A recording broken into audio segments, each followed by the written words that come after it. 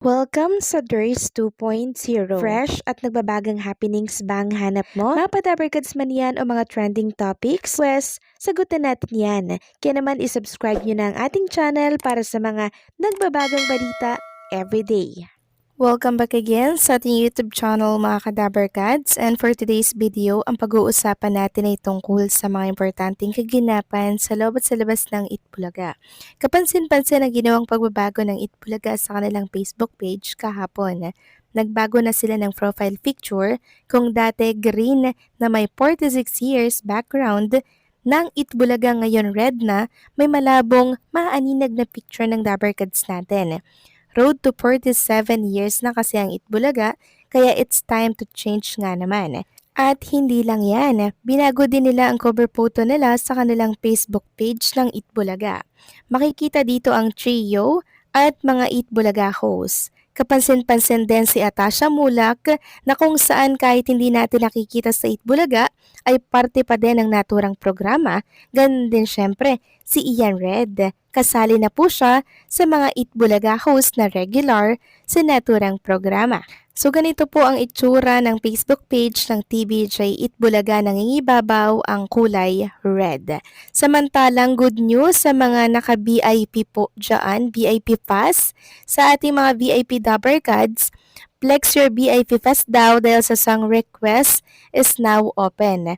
Makasama ulit natin ang ating clones artist ngayong Friday po yan, 4 PM sa Itbulaga VIP Pass. Comment your song request at hintayin kantahin ang inyong mga favorite clones.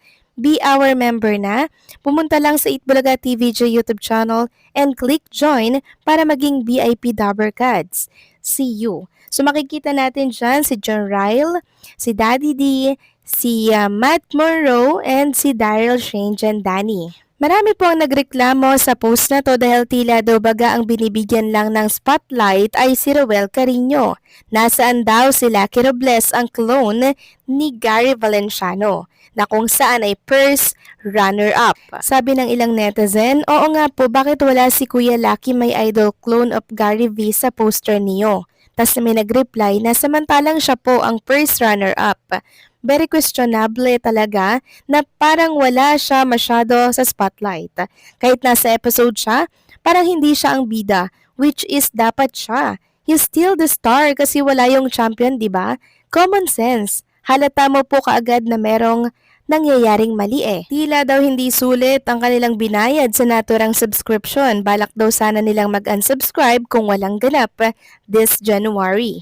So lilinawin ko lang sa mga naghahanap po kay Lucky M. Robles, ang ginagawa po kasi ng Itbulaga, rotation po yung pag-song request nila sa mga clones natin. Kaya kung inyong mapapansin, wala si ganito, wala si ganyan. Hindi naman siguro ibig sabihin nun ay merong pinipili or kinikilingan or merong favoritism ang Itbulaga. Kasi lahat naman po ay nabibigyan ng spotlight. Samantalang next topic naman tayo, pag-usapan natin itong Plenex po ni Dominador Alviola Jr. Ang picture niya kasama po si Jimmy Santos. Si Jimmy Santos na kung saan ay inihahalin tulad kay Dominador Alviola Jr. kasi nga po kasing laki niya din po, tapos parang kahawig niya din mga Kadabarkads. Kaya every time na nakikita ko si Daddy D sa Itbulaga, ang nakikita ko po ay si Jamie Santos. And I'm sure kayo din po mga Kadabarkads, ganyan din po ang nakikita ninyo kay Daddy D, kaya tuwang-tuwa po tayo, di ba? Samantalang next topic naman tayo, pag-usapan natin ang tungkol dito kay Jerome Ibardome sa mga naghahanap po ng update sa kanya para po sa mga nakakamiss po sa kanya, may good news po tayo. So kahapon, naging successful po ang gigs ni Jerome sa Sky Garden kasama si Pavarotti at Julio Iglesias. Ito ay bilang parte po ng birthday celebration ng may-ari po at soft launching na din po ng Sky Garden kahapon. Sobrang ganda ng place, very Instagrammable at sobrang lawak po ng places. Nasaksihan natin ang mga naging performance ng mga clones natin, lalo na si Jerome Ibardome na kung saan sobrang husay niya talaga. Bigay todo din siya mga Kadabarkads at nakita nga natin ang mga audience na naroon kahapon, napahanga po at napabilib din Kaya naman isang masigabong na palakpakan ang ginawad nila sa mga clones natin. Nakailang kanta din po si Jerome Ibardome kahapon, kaya medyo pinawisan po siya. Syempre, all-out support din po ang kanyang magandang girlfriend sa gigs ni Jerome Ibardome. Sana mas marami pang gigs ang makuha ni Jerome with Pavarotti at Julio Iglesias para kahit hindi natin siya makita sa Itbulaga, may other way pa para makasama natin siya.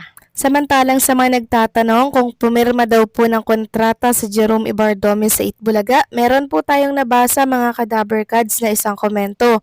Sabi dito, sana po makasama si Jerome Ibardome, please wait ko nga yung turn niya sa song request.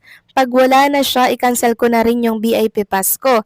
Then may nag-reply na hindi daw pumirma dahil ang jowa daw ang masusunod. Nabasa ko lang, akala siguro pag pumirma hindi na pwedeng mag-gigs. Then nag-reply siya na ay ganun po ba, sayang naman. So kung totoo nga po ang sinasabi ng isang netizen na to na hindi daw pumirma si Jerome ng kontrata, possible na meron po kasing mga agreement doon eh. So makikita doon na hindi ka makakapag-gig, ang maghahandle sa'yo TBJ Production.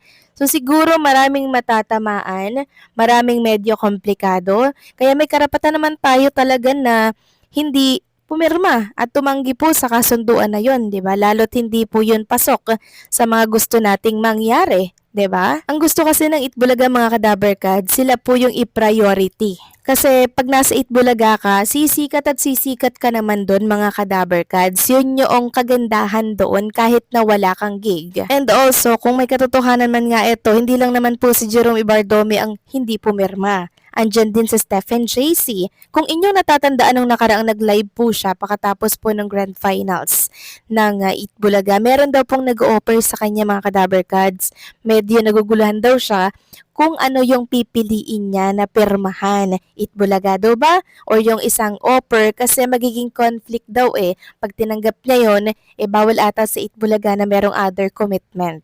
Kaya dito pa lang medyo naiintindihan ko po kung bakit tumanggi or hindi pumirma, di umano, si Jerome Ibardome sa kontrata. Kasi ang dami pong masasagasaan. Hindi niya po magagawa yung gusto niya. Katulad nga po ng mga gigs na to, mga concert na to, di ba mga Kadaber Cards? So, kung ano man po yung desisyon ni Jerome Ibardome, ginagalang po natin yan mga Kadaber Cards dahil lahat tayo may karapatang tumanggi, may karapatan tayong magdesisyon para po sa ating sarili.